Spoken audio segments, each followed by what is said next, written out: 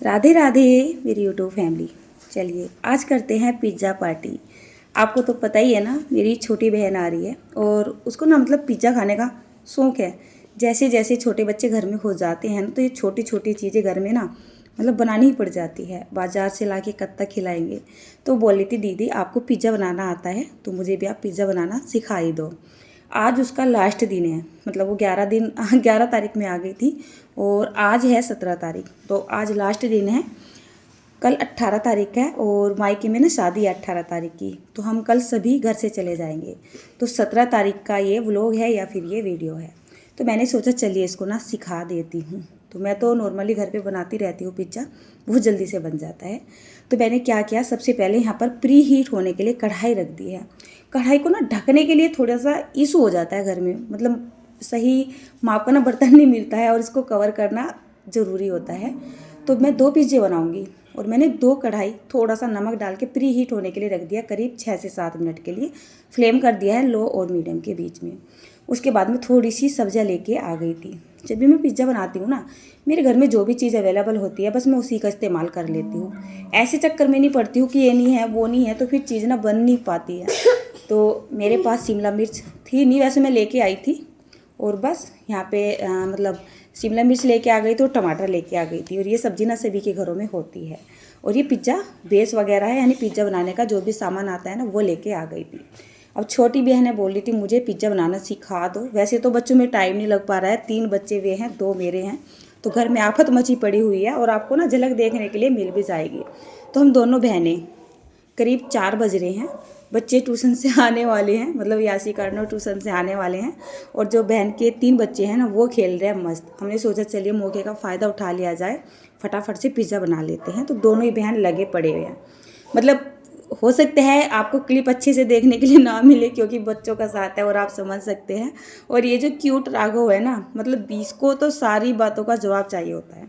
पूछ रहा है क्या बन रहा है, खाना बन रहा है, कढ़ाई के अंदर आटा क्यों डाला हुआ है, मतलब ऐसे ऐसे छोटे छोटे इसके सवाल होते हैं, वो उनका जवाब देना ज़रूरी होता है। गुड़िया काट रही है सब्जियां और मैं तैयारी कर रही हूँ बाकी की। मैं सोच रही हूँ फटाफट से काम हो जाए क्योंकि हमारे पास ना टाइम नहीं होता है। मुझे ऐसा लगता था मेरे घर में बहुत सारा काम है और मुझे टाइम नहीं मिलता है, लेकिन जब से घर में बच्चे आए हैं ना, मेरा तो गला भी बैठ गया है और आपको ना मेरी आवाज़ भी ऐसी लग रही होगी।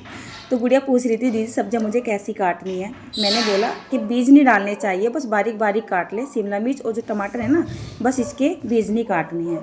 तो चलिए सारी तैयारी हो चुकी है, इतनी ही तैयारी पिज़्ज़े की करनी थी।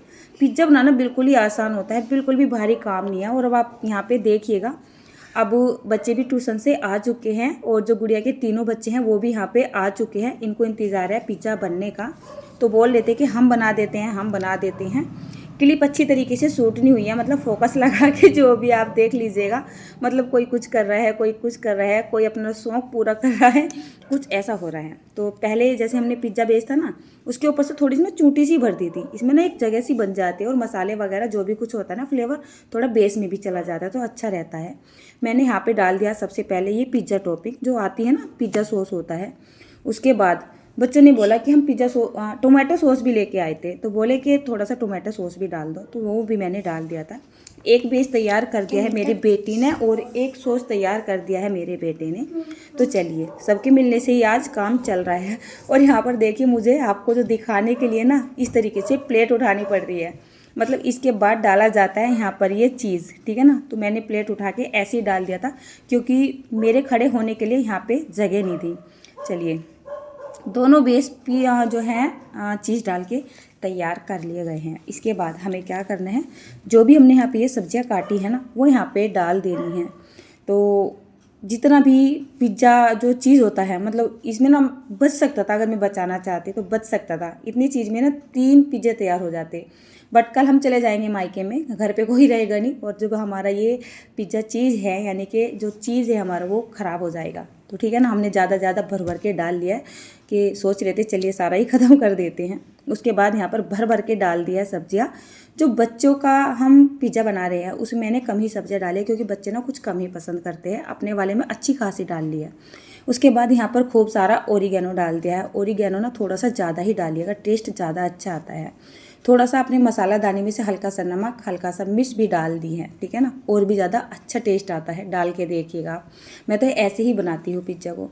उधर जो हमारी कढ़ाई है ना वो भी अच्छे से प्री हीट हो चुकी है, मतलब कढ़ाई को रखे हुए 7-8 मिनट हो चुके हैं और 7-8 मिनट में हमने दोनों पिज्जे तैयार करके, मतलब तैयार कर लिए हैं, सजा के धजा के जो भी कुछ करके। तो चलिए थोड़ा सा सेफ्टी को बरतते हुए, कढ़ाई काफ़ी गर्म है, इसके अंदर मैंने एक रीग रख दी है और प्लेट के ऊपर हमने ये जो है पिज़्ज़ा रख दिया था बना के, ठीक है ना, सब्जियां वगैरह डाल के। जाली वाली मैंने प्लेट ली है।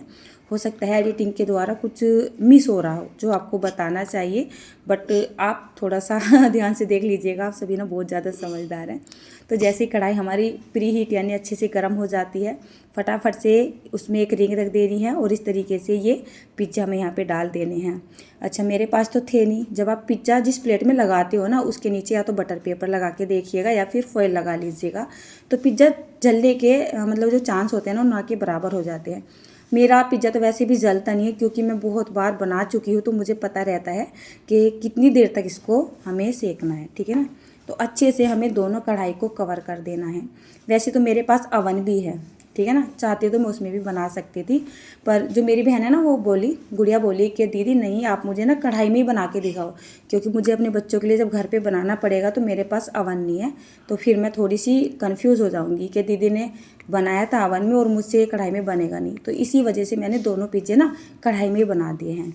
अब गुड़िया को बेचैनी हो रही है और घड़े की तरफ उसकी नज़र है, बार बार आ रही थी इसके पास, बोली दीदी देख लो हो गया होगा कहीं जल ना जाए, बट मुझे पता था इतनी जल्दी से जलेगा नहीं, ठीक है ना।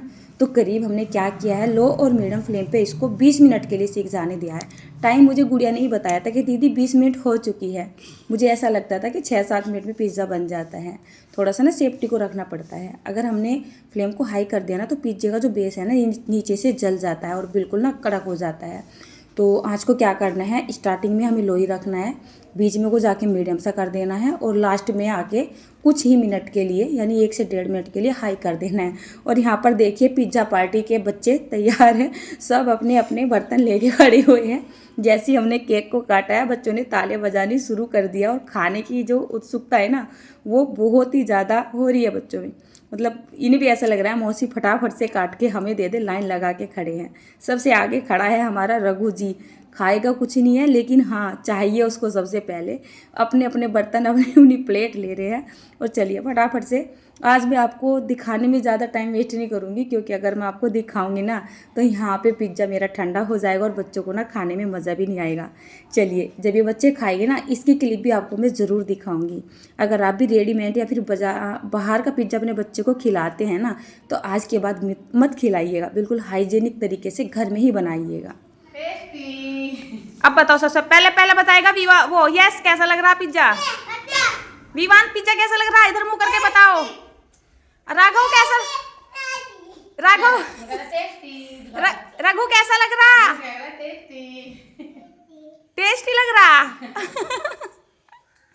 यसिका सही बन गया ना, टेस्टी। आप अपना खाओ। तो चलिए एक पिज़्ज़ा तो बच्चों को मैंने दे दिया है और वो ख़त्म भी हो चुका है। मुझे तो टेस्ट करने के लिए भी नहीं मिला है, मैंने बच्चों से ही पूछा था कि कैसा लग रहा है। और वो जो पिज़्ज़ा था ना उसमें हमने चटपटापन भी कम ही रखा था, मतलब मिर्च वगैरह नहीं डाली थी। और ये जो पिज़्ज़ा था सेकंड, इसमें हमने अच्छे से दबा के हरी मिर्च डाली हुई है। हमें पता है कि इसमें बच्चे शेयर नहीं करेंगे, ये हमें खाना है बस। तो इसको भी मैंने निकाल लिया है और फटाफट से इसको भी कट कर देती हूँ। हो सकता है आज चीज़ मेरा थोड़ा सा बासी हो, मतलब जो मज़ा आना चाहिए था ना, मतलब पिज़्ज़ा तो बहुत अच्छा बना है लेकिन जो चीज़ में खिंचाव नहीं आता है वो खिंचाव इसके अंदर नहीं आ रहा था, उस तरीके से नहीं आया है जितना चीज़ हमने यहाँ पे डाला था उसमें बहुत ज़्यादा खिंचाव आ जाता।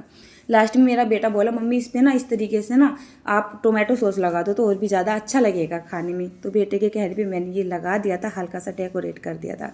आप चाहे तो यहाँ पर स्वीट कॉर्न वगैरह भी डाल सकते हैं, जिस सब्जी को डालना चाहे डाल सकते हैं। तो बहुत ही बढ़िया पिज़्ज़ा हमारा बनके तैयार है।